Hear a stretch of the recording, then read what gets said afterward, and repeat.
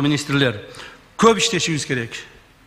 Biz köp işleşimiz gerek. Ministr men dep kreslonu olturup alıp ele al jaka ber jaka maçta menen kayкаңдап же көлгө барып же эл дем алып атат мен да дем алам дегенди токтотушубуз керек. Биз көп иштешибиз керек. Дем алуу деген бизде болбошу керек. Биздин министрлердин айрыкча көлдө шорта кийип алып күнгө кактанып жаткан бир дагы министр болбош керек. Имейте в виду, урматтуу министрлер. Бир дагы министр көлдө шорта кийип кактанып жатканын көрбөйм. Мен бул боюнча өзүм дагы чоң чара көрөм.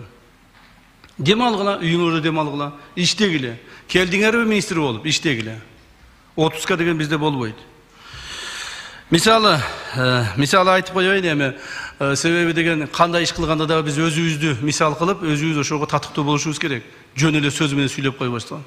Мына мисалы мен айтайын, бүгүн эртең менен мен саат 5-тен бери жумуштамын. Министрлер саат 8:30-9-да жумуш башталат деп келесиңер. Андай болбош керек.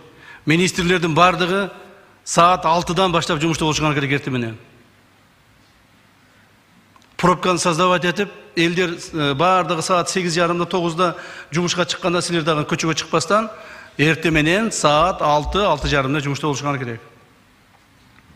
Урматтуу министрлер, урматтуу коллегалар, бул биздин элге көрсөткөн үлгүбүз болот.